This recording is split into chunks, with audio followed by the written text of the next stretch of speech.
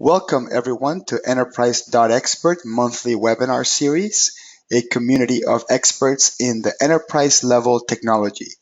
Today is July 20th. This is the July 2016 monthly webinar, and the topic for today is QuickBooks Enterprise, Advanced Inventory, and Advanced Pricing. Before we get right into the topics, let's talk about the contents that we're going to be covering today. We'll be doing introductions about Enterprise.expert and talk about some of the other events that we're involved with.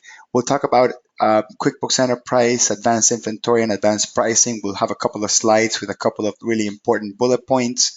We'll have a demonstration on the software itself, and then we'll leave the last 5 minutes for Q&A. So this webinar should take about an hour or so. Again, not exactly an hour, maybe a little bit less, a little bit more, but that's the target, for it to take roughly about an hour. So who is Enterprise.expert? It's a community of experts in the enterprise level technology field. We have a monthly webinar, which you are attending. Some of you are attending live, and some of you will watch the recorded. You only have to register once, and then you will attend every single one of them, or you have invitations to attend every single one of them. We are adding content to our website or to our blog. Just go to enterprise.expert. No need to put www, no need to put .com. And also, let's continue the conversation about enterprise level technologies in our Facebook group. All you have to do is search Enterprise Expert in Facebook, and you should be able to get to that Facebook group, and we can ask questions, interact with each other, that sort of thing. Now, what does Enterprise Expert mean? Okay, so basically, what we created this concept of a webinar series and a community that focuses on enterprises. So we're talking about medium-sized companies, established companies that rely heavily on technology to operate. So the idea is that we kind of focus on talking about those technologies, which most of the times are, software, hardware, cloud-based systems. Most specifically, it's going to be accounting software, ERP systems, databases, anything that affects the core of the business itself.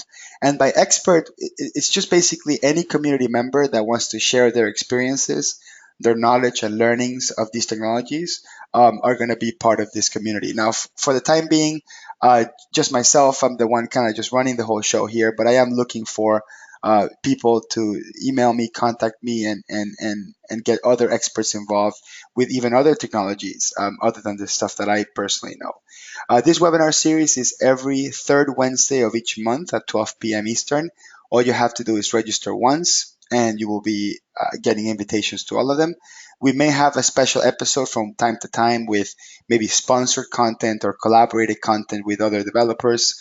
We currently don't give CPE for certified public accountants or ACE for certified QuickBooks Pro advisors. We're working on that. This is we're not just focused on accountants. We're focused on all sorts of enterprise consultants. So for the time being, we're not focused on giving those CPEs. And we are going to have a strong focus on core enterprise level technologies such as accounting software. For the year of 2016, every single episode is going to be about QuickBooks Enterprise, but then later on, as next year, and as we pretty much exhaust all the QuickBooks Enterprise topics, we'll be talking about other ERP systems that may compete with QuickBooks even. We'll have a secondary focus on hardware and apps that integrate to these systems. So that's something that we may also be discussing in the next couple of months. And then maybe we'll have non-accounting technologies as well, such as scanners and printers and barcode scanners and stuff like that. About me, my name is Hector Garcia. I'm a CPA, a certified information technology professional. I'm the CEO of Garcia CPA, which is a consulting firm focused on working with accounting systems and integrated technologies. If you need to contact me for whatever reason, if you need my help, or if you want to get together with me and do maybe some QuickBooks selling or reselling, contact me. It's Hector at garciacpa.com. And other recommended events, I am also involved in another webinar series called QB Power Hour, which is a bi-weekly webinar all about QuickBooks, focused on the QuickBooks Power users, but it's not heavily focused on enterprise. So more QuickBooks Online, more regular QuickBooks. And the next episode is next Thursday, not tomorrow, but next Thursday, the 28th. And it's going to be on common mistakes on QuickBooks Payroll. If you're not registered yet, go to qbpowerhour.com. for more information. Now, so today's episode is going to be about advanced inventory and advanced pricing. We're going to do a deep dive on those two features. Next month, we'll be talking about manufacturing processes in QuickBooks Enterprise. So we'll be focused on every single manufacturing and inventory assembly function within the QuickBooks Enterprise environment and all the sort of intricacies and in and outs. And then the following month on November, on September, we're going to be, hopefully will be released by then. So we'll talk about all the new features of QuickBooks Enterprise 2017. If it's not released by September 21st, then we'll do a different topic and then push that to be the October topic. All right, so we're ready to get started. So about QuickBooks Enterprise with advanced inventory and advanced pricing. First of all, in order to get access to these features, you need to have QuickBooks Enterprise Platinum. Platinum is one level of subscription that you pay annual for. That is the highest level. You have to be on Platinum in order to have access to these features. So for anybody that purchased QuickBooks Enterprise in October 2014 and after, you would have to have picked that Platinum option. Now, if you bought Enterprise before October 2014 and you're paying the annual service plan, so you're paying the annual fee to Intuit to get access to QuickBooks Enterprise, that would be included as long as you have an active full service plan subscription. Those are two really important things. So let's jump in right to advanced inventory. So advanced inventory adds 4 additional inventory features to all the QuickBooks Enterprise inventory features. These 4 features are multiple inventory sites, and within the inventory sites, you're going to have subsites or bin locations. You're going to have access to FIFO inventory valuation. We're going to have access to lot numbers or serial numbers. It's either or. So we'll talk about each of these in details, and then also barcode support. So let's start with multiple inventory sites and bin locations. So what would this feature be used for? Well, let's say, for example, I have different warehouses or different locations in which I store inventory. Then I can basically track them across different locations. I can also transfer them. So if I have location A, location B, I can move them from one place to the other. And then when I go sell the product, QuickBooks will prompt me through the process of figuring out where this product is. And we'll do a demonstration of all this. Then we also have bin locations, which act as sub-locations. So sub-locations are sort of a location within a location. So we can actually use bins that could technically be moved around or even be fixed inside the warehouse as the place where the inventory physically sits there. And we can track them based on these sub-locations or bin locations as well. Now, some other practical uses to multiple inventory sites. I have a few clients that only have one physical location in their warehouse here in Miami, but they order stuff overseas from China, and they need to know where the inventory is. Is it still sitting at the Chinese warehouse? Is it in the ship, in transit? Did it get to the port? Is it, if it got to New York, is it sitting on a truck in inland freight or something like that? So they end up using inventory sites to track the quote status of the inventory, and they just transfer it back and forth across each location until it gets to the actual selling location. So that also gives the salespeople pretty good visual in terms of where the product is, so they can give their clients a pretty good lead time or a good estimate in terms of when the product will be available. Now, FIFO inventory valuation. Now, why is this an additional feature or an extra feature? It's because traditionally with QuickBooks Pro, Premier, Accountant, and even Enterprise, without the advanced inventory feature, we used an average cost. So with average cost, QuickBooks calculates in terms of inventory value and cost of goods sold. It does it all on average, right? So if I buy 100 at $100 and then 100 at $50, next time I go sell it, it's going to sell for $75, right? Not going to be FIFO, which allows me to sell the oldest ones first before selling anymore. So that's a really big deal because some companies need to or want to track their inventory in FIFO, and for that, some people upgrade to QuickBooks Enterprise Advanced Inventory.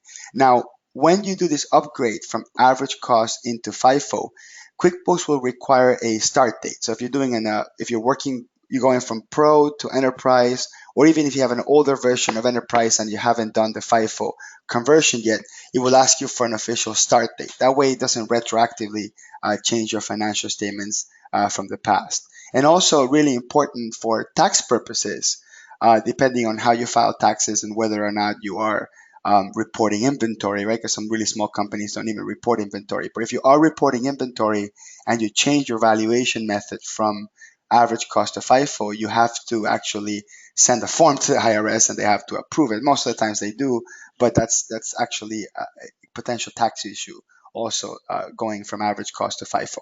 Okay, so let's switch over to lot numbers and serial numbers. Now you can enable either lot numbers or serial numbers. You can't do both at the same time. So you're either going to be working with lot numbers or serial numbers, and I'll show you that. Now, lot numbers do not carry unique historical cost in FIFO layers per lot. So that's a kind of a misconception. So if you have one product across different lots and you buy them at different prices, QuickBooks will still either use average cost throughout all the products or do FIFO throughout all the products regardless of what lot it's in. So you do not have a FIFO layer per lot. It's FIFO throughout the entire item category or average cost throughout the entire item category. A couple people are saying that they have no sound. Can I get some just some confirmation that you can hear me, because this could be just an isolated incident. So just put in the chat. Yes, okay, you can hear. All right, thank you. So that may just be you having an issue. The person that can't hear me, can't hear me, so verbal instructions are not going to work. All right, anyway, so there are no inventory reports that show quantity per lot number. It's kind of a deficiency in QuickBooks right now, that if I run inventory by lots, there's a screen in which I can see what I have in each lot, but I cannot pull a report for that. So that's kind of, so I'm kind of giving you the good and the bad both at the same time, just to make sure that you are aware of all these things. And then barcode support. So there was a lot of excitement back in 2013 when this feature was released. However, the barcode support is really, really basic. Okay, you can actually use any single line USB or USB Bluetooth scanner to scan products either when creating transactions like an invoice or a bill. Well, one of the things that you cannot use the barcode for, which is probably what 99% of my clients ask for, is they want to go out to the warehouse and just scan a bunch of stuff and then from there create an inventory adjustment. So QuickBooks Enterprise does not currently have that feature. So you cannot use barcodes for doing inventory counts, cycle counts, or inventory adjustments. Barcodes are only for the process of invoicing, which is the selling of the product, and bills, which is the receiving of the product, right? So that's kind of the limitation that there is. And the recommended scanners are going to be the Honeywells.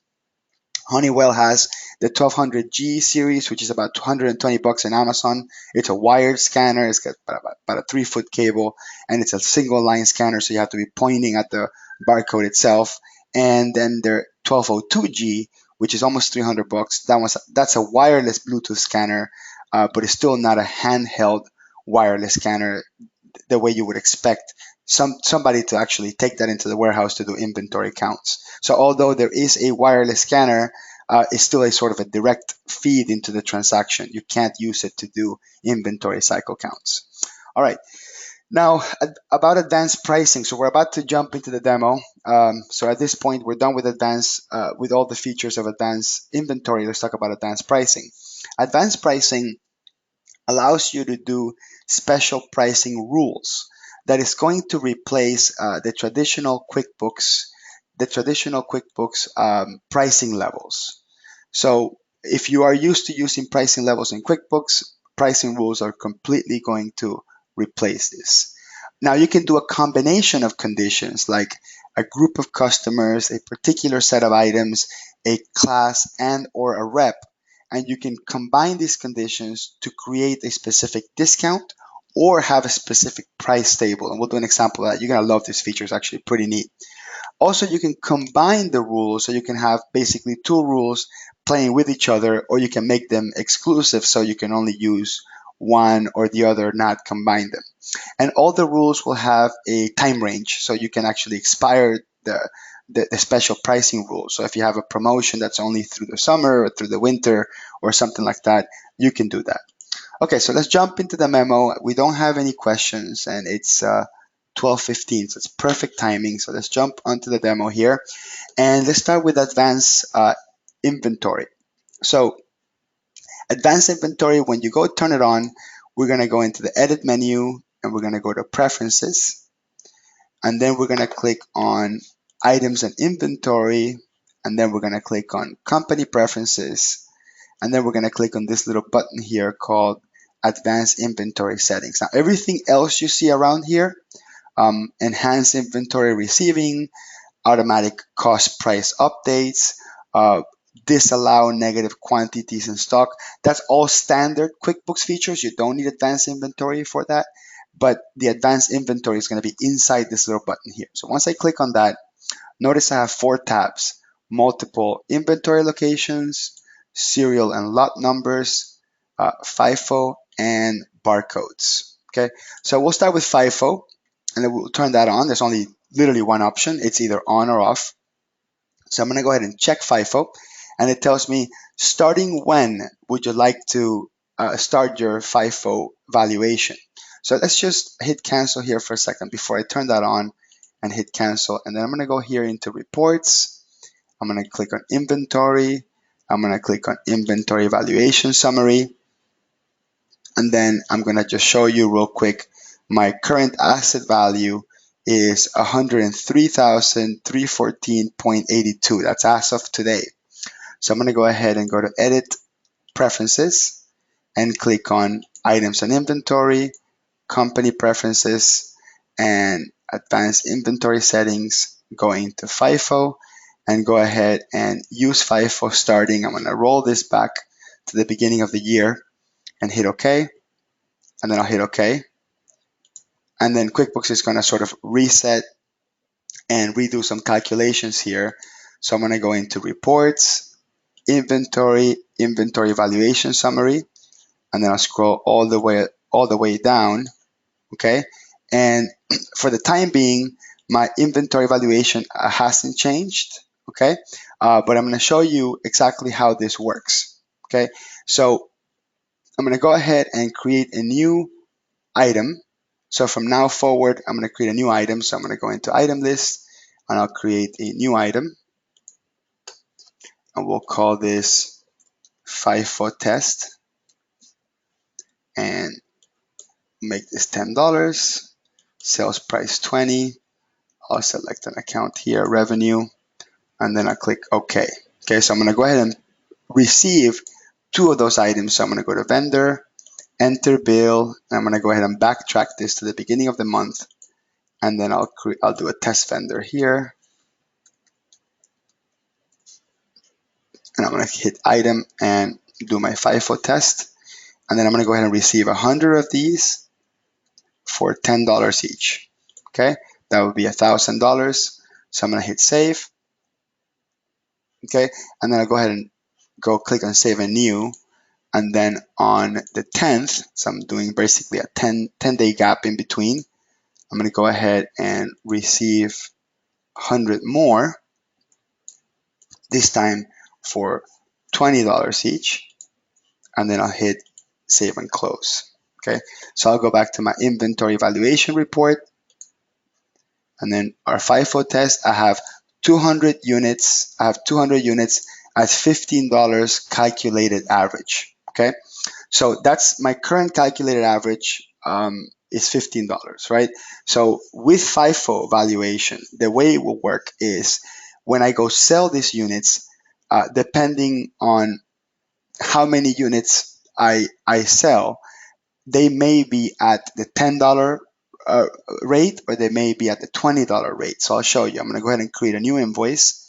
So I'm going to go to customers, create invoice, and I'll date this today. And I'll pick FIFO test, and I'll go ahead and pick any one of these items here. And I'm going to go ahead and sell 50 of them. And I'll go ahead and sell them for 25. And then I'm going to click on save. Okay, now I had a total of 200 at $75 average each. Okay, when I go into my inventory valuation summary, my average cost, it now has changed, right? Because this average cost is now being used, is being calculated from the $150 that are on hand. Okay, my inventory valuation in here is still going to be totaled or averaged anyway. However, for the purposes of each individual invoice, the profit of the invoice itself is going to be driven in FIFO. So let me show you what I mean by that. Let me go into I'm going to go ahead and go back into my invoice. And I'm going to go ahead and go to reports and click transaction journal. And this is going to show me sort of the guts, right, behind it. What I'm selling it for, what my cost is. So notice that my cost, okay, where's my cost of goods sold? My cost in this case is $500, okay? $500, that's $50 a unit, okay? Because the way FIFO works, I bought, let's just go back and check, go to the item list here, and then I'll right click on FIFO test and click on quick report, and this will be very clear here. See, when I bought them, let me go ahead and enable the sales price. Okay, that would be very clear. So when I bought these 100 for $10 a pop, okay, when I go sell the first 50 and go back into that report for QuickBooks, they're going to be at $50. Sorry, they're going to be at $10 a pop. Since I sold 50, this is going to be 500. Okay, so that's how FIFO works. If I didn't have FIFO enabled, if I had average cost enabled, so I'm going to show you exactly how that functions. Well, in this case, let's see what the invoice date is 12/15, correct? So if I had average cost enabled, this 500 would not be the cost. It would be a different dollar amount. It would be the average of the two. So let me go into preferences. I'm going to go into here, and then I'm going to go ahead and disable FIFO and hit OK and OK. And then I'm going to pull up all the same reports again, just to kind of show you. So I'm going to go into my customers, and I'll go into which customer was it that I just invoiced. I could just do it here to the item list. I'm going to right click on FIFO test, go to quick report, go to my invoice, and then look at the same report. And now my cost is no longer going to be $10 a pop. It's now going to be the average of the two. So that's what I want to show you. So go to transaction journal, and there it is. As you can tell right there is $750 the cost, because it's now using $15 average cost instead of using the $10 FIFO cost, right? So that's kind of a big deal. From an inventory, let me just show you that again. From an inventory valuation perspective, it's not really going to change it because my total valuation is going to be the same, but my individual invoices that are posting to cost of goods sold and are posting the average cost are also going to be affected based on this average cost versus FIFO method. Okay, so that's FIFO in a nutshell. Let's look at the next option here. Let's go to preferences, and let's go into advanced inventory, and let's talk about multiple inventory sites. So I'm going to go ahead and turn that on, and it's telling me, because it's an existing QuickBooks file, it's asking me, hey, wait a second, where should we put all the items that are already in there? So I can basically have a sort of a default warehouse, and I can call it, we're going to call it here main warehouse. Okay, and then I'll hit OK. And basically, when I first turn it on, it's going to take all my current items and put them into just one location. So I hit continue. And then there's a couple of interesting things here. We have, warn me if there's duplicate transfer numbers. Warn me if if inventory would go to negative, and then do multiple bin locations. We'll talk about that in 1 second. So I'll go ahead and hit OK, and then hit OK. And you have to give QuickBooks some time to kind of just move everything to a warehouse. So now that I've enabled multiple locations, when I go to reports and inventory, I now have two new reports. One is called inventory valuation by site, and the other one is inventory stock status by site. So right now, my inventory valuation by site is going to be identical to the one that we did just now, because that's all based on the main warehouse. But I'm going to go ahead and create another location. So I'm going to go here into the list menu and click on inventory site list. And then I'll go ahead and create a new location, and we're going to call this New York warehouse. Okay. And then I'll hit OK. And then I'm going to transfer some of that inventory into the New York warehouse. So let's say I'm going to transfer some of these bath vanity fixtures. So I'm going to go into inventory, and then I'm going to click on transfer inventory.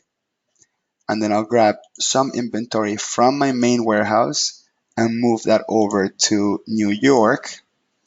And then I'm going to find and select. So I'll grab a couple of these here. Hit add selected items, and then I'll transfer 10 of each. So 10 of this one, 10 of that one, and 10 of the third one. And I'll pick the date of my transfer, and I can give the transfer a transfer number. I can have a memo in there, okay? And then I'll click on save and close. Okay, so now when I'm looking at the same report, inventory valuation by site, we see my first site is main warehouse, and then I have to scroll down, and then I see my second site, New York, and tells me exactly how much I have per warehouse. So you have in one warehouse, I have 104,000, and the other one I have 775. On this same report, I can actually choose which warehouse I want to see. So if I only wanted to see New York, it only shows me that particular warehouse. I can also hide 0 quantities on hand if there happen to be any quantities on hand showing there with zeros. Okay, so let me show you even further how this works. When I go receive some inventory, so let's say I'm going to enter a bill here, and I'll pick, I'll just select a vendor here at random, and then I'll delete this line. I don't need the default line that's there, and then I'll pick one of these items here, and I'm going to receive 120 of them. Notice that I'm going to maximize this.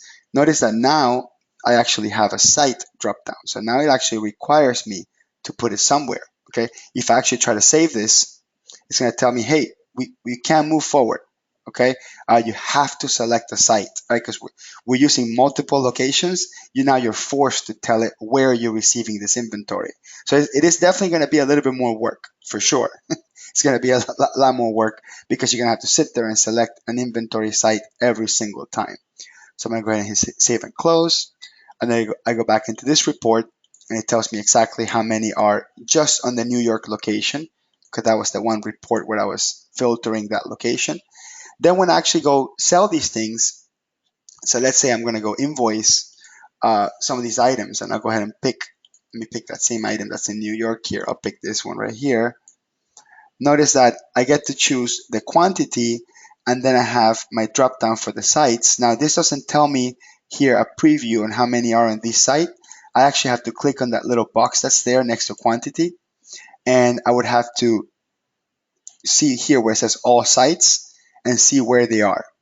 Okay, and then in here on this box on the left, I can actually see specifically how many are on each one. So we have 13 in the main warehouse, we have 120 in New York. So now the salespeople can make a lot better decisions in terms of how fast they can get them to their client based on where they are, or whether the client can pick it up somewhere or something like that. So if I was going to sell them from different warehouses, I would have to basically sell, let's say I'm going to sell 10 from the main warehouse, and then I'm going to pick the same item here. So I'm going to pick the same item, and then I can sell, let's say from the New York warehouse, I can then sell 100. Okay, so if I was going to sell them from different site locations, I actually have to explicitly set them up as 2 different lines, letting it know where I'm selling them from. I'll hit save and close. I'll pick a customer, of course. That's important. Okay, and then you see that I refresh my location. I no longer have 120 of these. I only have 20. So that kind of gives you an idea of how the multiple warehouse locations work. So let's move on to bin locations. So bin locations are a little bit trickier. I'm going to go to Edit, Preferences, and then go back into Items and Inventory, Company Preferences, and click on Advanced Inventory Settings. and then I'm going to select this option called track bin locations. Okay, so track bin locations within an inventory site, and it tells you it could be row, it could be shelf, it could be bin. So I'm going to go ahead and hit OK, and I'm going to go ahead and hit OK again, and then I'm going to click on list inventory site list. And then the bin locations are actually inside of each site list. So notice that all the items are now under the unassigned bin under main warehouse. So I can actually create a couple of bins here. So I can call it, let's call it bin A, and I'll make this a bin of the main warehouse. Just do capital A here. And then I'll create another one called bin B, also as part of the main warehouse. So we'll call this bin B. So let's say, for example, we basically have two large shelves in the warehouse, one on the left side, one on the right side, and I could have stuff on the A or the B if I wanted to. So now it becomes even more tedious, right? Because I actually have to, every time I receive inventory, so I'll show you, I'm going to go to enter bills and pick any vendor here, and let's say I'm going to receive a couple of these. I actually have to say which site is going to be received into, and I have to tell it which bin, right? So I'm gonna have to say, look, I'm gonna do here show all. So I'm gonna put, let's say 21 bin, and then I'll pick the same item here. I don't have to pick the same item, but I'm just showing you as an example. And then this is also going to be, let's say I'm gonna put 50, and that's gonna go into the main warehouse, and that's gonna go into bin B. Okay, so that tells you basically where they're going to. It's not just a warehouse location, it's a location within a location. So you actually have to specify not just the inventory site, also the bin location as well. So we hit save and close. And if we need to sell them now, so we'll just kind of give you an example here. If I go sell these, okay, at the same token, I have to actually specify, which warehouse I'm selling it from and which bin I'm selling it from. Now, what's really nice about it is on the bin location field, that will give me a preview. So that will show me exactly how many there are on each bin. It doesn't show me here on the location, on the site dropdown, but it does show me on the bin dropdown. So I'll know exactly where to sell them from. And some people use bin numbers for other things. They use bin numbers for expiration dates. They see bin number for to trick out lots, because somehow they want to use multiple lot dimensions, and we'll go into that once we're talking to lots and serial numbers in a little bit. So I get to pick which bin is coming from, and then how many. So I'll put here, let's say 5, and I go save and close. Then when I go into reports, inventory, and I do for example, inventory valuation by site. Okay, notice that these are still at the warehouse level, so I can pick here main warehouse, and it'll show me only main warehouse, but I can also do it at the bin level. So I can actually have any of these inventory valuation reports reported at the bin level, right? So I can do any of my bins. That was a default bin where everything got transferred to. So just think of bins as a sub-site, right? That it's the easiest way to see it. A bin is not really just a bin. It could be a location within a location. That's really the best way to go about understanding the concept of multiple warehouse locations and multiple bins. Okay, so let's move on to lot numbers and serial numbers. So let's go into items and inventory, click on company preferences, click on advanced inventory settings, and then we're going to move on to, let me just turn off multiple locations to make it easier, and then I'm going to go ahead and turn on serial numbers. And we'll start with serial numbers, and then we'll move on to lot numbers afterwards. So some of the options that it gives me here is, where do you want to show serial numbers? Do you want to show them on assemblies? Do you want to show them on an inventory adjustment, sales transactions, purchase transactions? It should be in all of them, really. So let's go ahead and hit OK, and then we'll hit OK. Okay, and then let's go ahead and receive some new inventory. So let me go into enter bills. Okay, and I'll pick any vendor here. Okay, and let's say that I'm going to select a different item here. I'll select this one. And notice it gives me a warning about serial numbers. So I'm just going to select this one item here, and I'll bring 3 of them. And notice that here was a serial number. Now I have to enter a serial number for each item. Okay, so I'm going to put 1, 2, 3, 4, comma, 4, 5, 6, 7, or that one, comma, 9980. So by putting the commas, I'm letting the system know that I'm putting multiple serial numbers in there, and I'll hit save and close, and the comma would be its serial number. So when I go sell it, let's do an invoice now. I'll pick any customer here, and then I'll pick my item code. Let me just double check, so I don't know which is the item that I picked. Of course, I can't remember the item, it's going to be an issue. That one right there. Let me copy it, and I'll put it here on the invoice. Perfect. Okay. So then when I go sell it now, okay, it's asking me for the serial number. I have to pick a serial number. However, this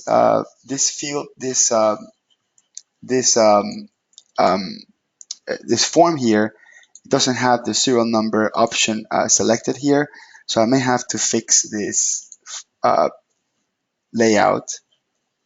Let me just make sure that I got my serial number showing here. Okay, there's my serial numbers. And I'll do default layout. Okay, so my serial numbers are enabled. Hit OK. Okay, so now there we go. There's my serial numbers. So when I go sell these, let's say I'm going to sell 2 of them, I now have to pick from which serial numbers I'm picking from. See that? So I actually have to pick which of the serial numbers that I'm selling. Okay, so I have to hand select them here as we go. Okay, and I have to select as many serial numbers as items that I'm selling. Okay, that's a really, really important piece. I'm gonna hit this drop down and show you.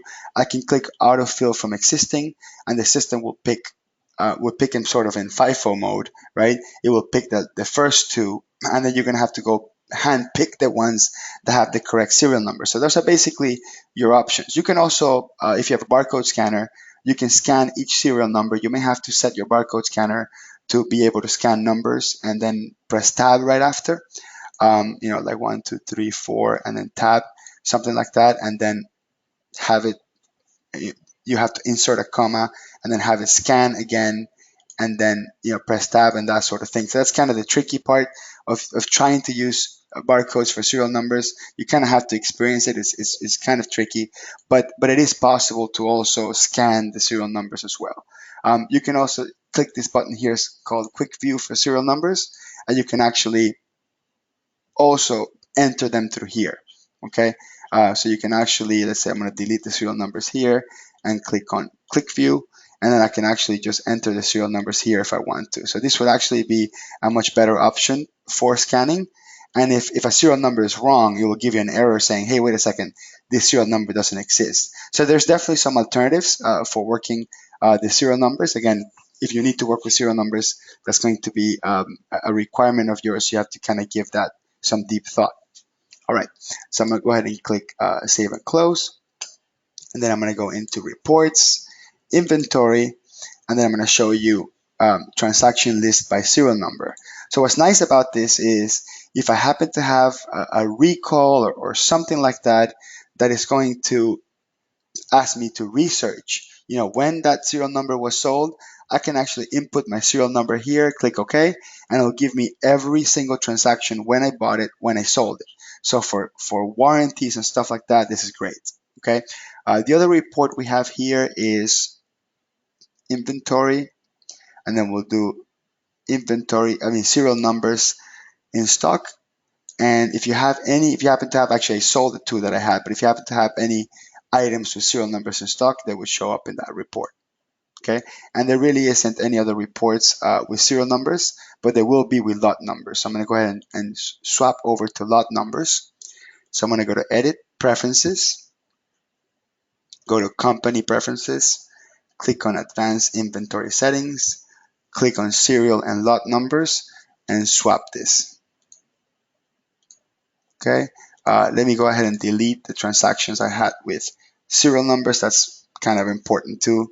Once you started with serial numbers, QuickBooks really doesn't know what to do with the historical of it. So let me go ahead and delete the couple of transactions I did with that.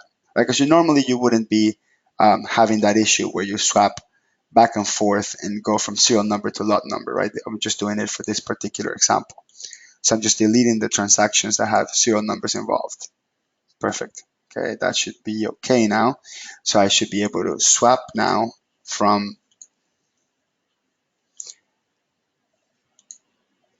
so here in the serial and lot numbers preferences and advanced preferences, I'm going to swap it from serial to lot number, and same sort of options. And then I'll hit OK, and then OK. And these are going to be slightly different. I'm going to show you how these work. So let's first receive some inventory in our lots. So I'm going to go into vendor, enter bills. I'll pick up any vendor here, and then I'll receive some product. So I'm going to receive this product here, the ceiling fixtures. Just make sure I copy that so I know which one I'm working on. Okay, and I'll maximize it, make it a little bit easier to read. So I'm gonna, let's say I'm gonna bring in, based on the different lots, I'll bring in 100.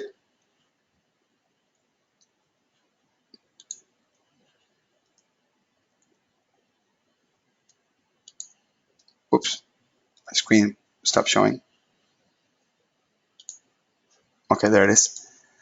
So I'll bring in 100 of these, and it's telling me, hey, specify a lot number. So right here where it says lot number, I just give it a lot number. So we'll call it LT101, LT101-3. Okay, and then I'll bring in another set of these. So I'll bring in, let's say 400 of these into a different lot.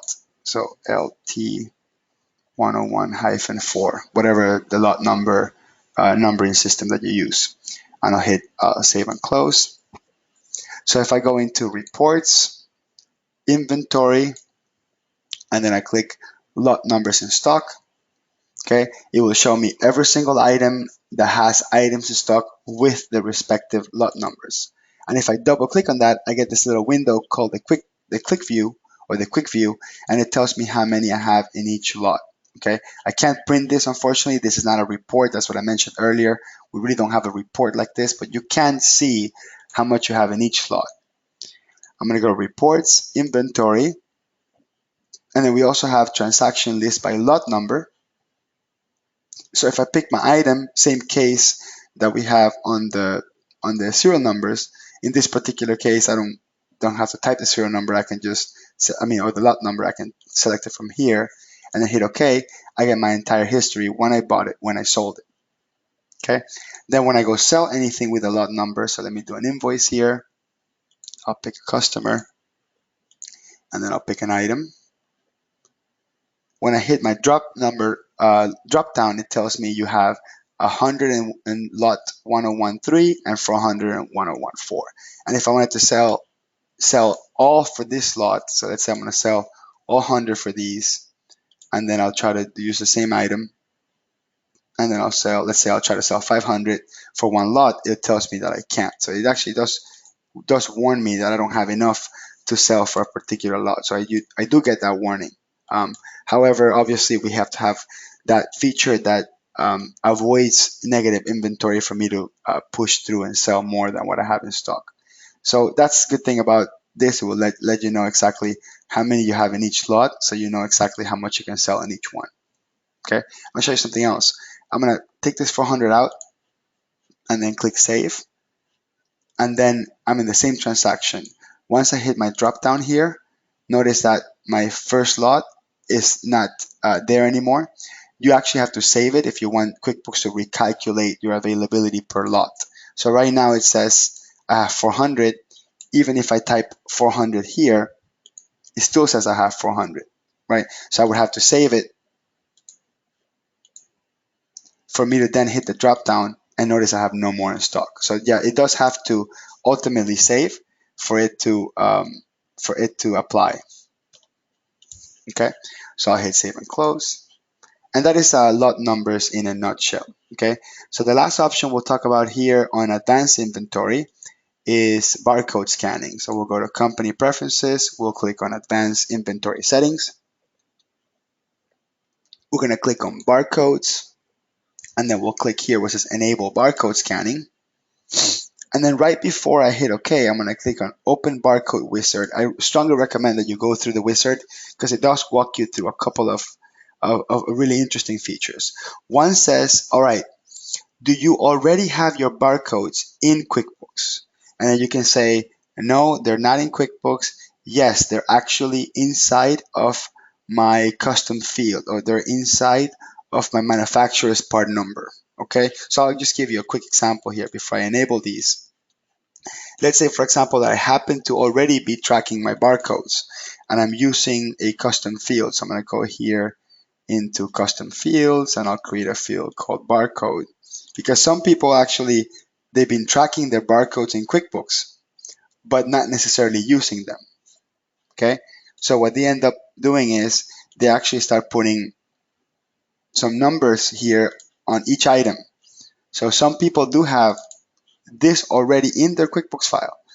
They already have their barcodes in here, or maybe they have a spreadsheet with all the barcodes, and we can go into add edit multiple list entries, and we can select here inventory parts. We can click on customize columns, and we can just load those into that custom field called barcode. And that would be a really good best practice if you are going to implement barcodes. Then you can basically copy and paste all your barcodes. If you happen to already have them in another spreadsheet, you can copy and paste these. See, you can copy and paste these and save them. And then when we go save or enable our barcode, it's going to grab all those codes and make that the official barcode. So let me show you how that will work. So I'm going to go to edit preferences, go to company preferences, advanced inventory settings, go into barcodes, enable barcodes, open barcode wizard. I'm going to say, yes, I already have them in a custom field called barcode. So that could be a way you can quickly implement barcodes by having them already in your item list. So I hit next, and then it says which items are going to use barcodes. Let's say it's only going to be inventory items. And then we'll click next, and then we'll click finish, and OK, and OK. And you let QuickBooks do its work. It's going to take those barcodes, bring them in. If there's an error, it'll tell you, how many of them will have an error just because maybe the code is too short or something like that. It will let you know. And then it will generate barcodes for every single one that doesn't have one. So I'll show you what that looks like. So I'm going to go into the list menu and click item list. And then I'm going to go ahead and go into one of these items here. And you will notice here that this barcode was imported. That's the same barcode that came from this barcode custom field. So notice that one came in just fine. And then I'm going to go to another one here, and that one came in just fine as well. Let's just go into one that I didn't bring in. And notice that QuickBooks will create one. And the way you'll know that QuickBooks created one is because it added QB column space. So you'll know that if it's got QB column space, that means QuickBooks just randomly created a barcode for it. And some people say, wait, that's crazy. I don't want a random barcode. Well, QuickBooks has to give it a barcode of some sort. If your product already has a barcode, all you have to do is come in here, erase this, use your barcode scanner, scan the new one, and it will be replaced. So that's fine. It's not a big deal. But why does QuickBooks create barcodes for it? Because you can actually print barcodes for items that don't already have barcodes in them. So if I go to File and I go to Print Forms and I click Labels, it's kind of a cool hidden feature here. And then I'm going to go into Item Barcodes, and then I'll pick here all my inventory parts. And then I'll click OK, and then I'll hit Preview just to show you.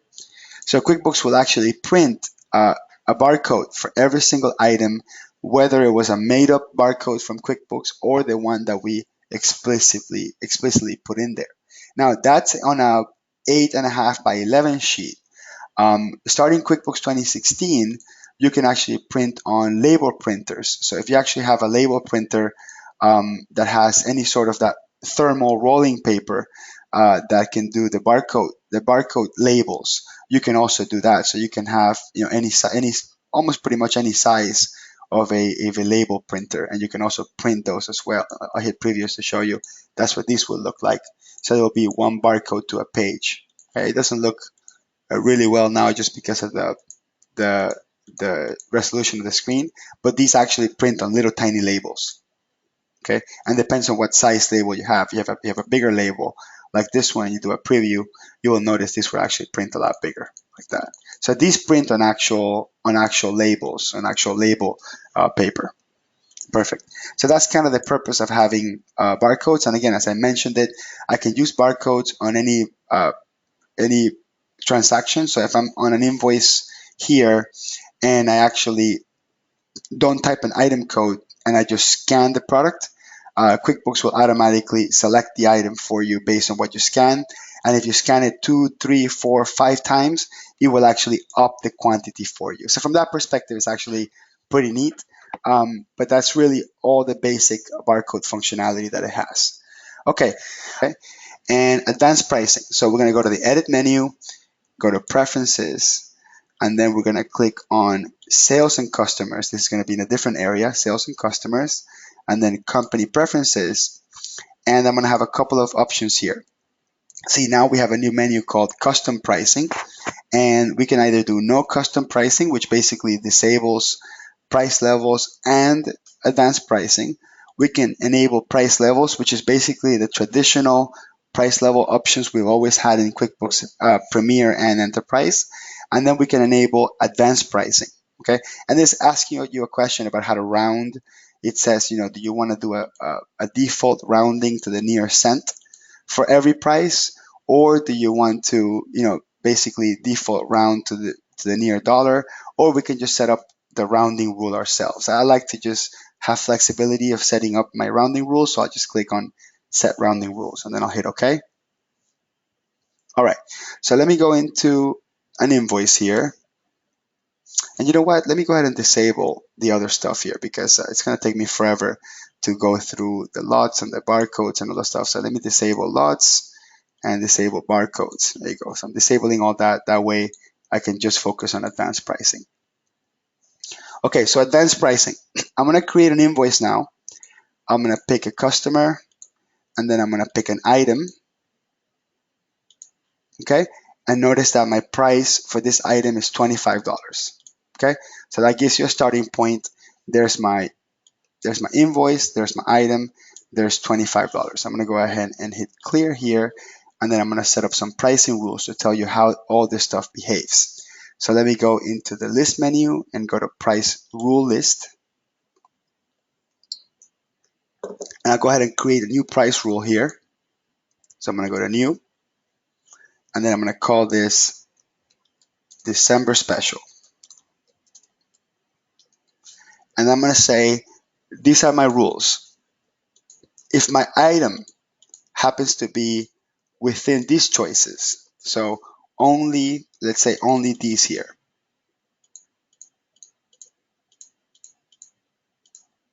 So only this group of items here. So only these bath vanity fixtures. If it happens to be from this group of items, and I'll create a new rule. And also prefer vendor also from any of this particular prefer vendor. And also my customer is going to be customer name, and I'll pick the specific customers that could essentially get that price. So there's Kern. I hit OK. Actually, I'll remove the preferred vendor one to avoid any confusion. So we had this specific item list, and we had a specific group of customers, and then we'll make this only for the month of December. We're going to make this 10% lower than the base price, and then I'll do rounding to the nearest cent, and then I'll hit OK. Okay, So again, the rules are it must be only this customer and only these items and only within these dates to give me 10%. So I'll hit OK. And then I'm going to go back into my invoice. So I'm going to pick not that customer. I'll pick this top one here. And then I'll pick one of my items. And notice my price is still $25. Now, let me pick now one of these customers that can get that price. And then I'll select the product. And notice that the price is $22.50. And now I get this little icon that has a Z in it. If I click on that, it tells me which price rule was applied. See that? So we applied 10% off it. Okay. You take this a little bit further here. I'm going to hit clear, and then I'm going to go into my price rule, and then I'm going to say that only a certain sales rep can give that price. So I'm going to add a new rule. Okay, and then I'm going to say the sales rep can only be MK. So only MK selling those items to that customer can give them, let's say, 25% discount. And I'll hit OK. And I'll hit escape. So I'll do the same thing. I'll select the customer. I'll select the item. Okay. And then my sales rep is MK. That gets the price. If my sales rep happened to be somebody else, then it goes back into my price of $25. But as long as that condition of that sales rep applies, notice that the price goes down. And I can click on that Z button and then see exactly which ones are being applied. Now I'm going to show you something else. I'm going to go into my price rules. I'm going to create a different set of rules now. And I'm going to call it best deal. Okay, you can really call these rules whatever you want. Okay, and we'll also make this for the entire month of December. And I can say if it's a sales rep, let's say VK, who's the person that can do the best possible deal, I'm going to have a specific price override, and then I'm actually going to tell it what possible price they can sell the minimum for each of these products here. So I'm actually coming in here and I'm overriding the price based on this rule. So notice I'm going item by item and giving it a price. I'm going to hit OK. Okay, and just on the price override, notice that you have the cost there as a guide to make sure that you don't go below cost or whatever, but you still have to manually set those custom prices. And I'll hit OK, and then I'll hit OK, and then I'll go ahead and close this and pick any customer now because there's no customer dependent now. And then I'll change the rep here to a different one, JG, just to show you. And I'll pick any item here. So I'll pick this one. This was now $25. But when I change the rep, notice that I'm no longer using the other rule for the other customer. When I use the rep here and I choose VK, what's the VK that could do it? Let me do this again. So I'll pick any customer. I'll pick the item code, and I'll pick the rep VK. And there it is. There's my price for $12. Notice that that's now being applied there. Now I'm going to create a rule that could potentially conflict with the other one. So let me go back into, let me just clear this, go back into my price rules.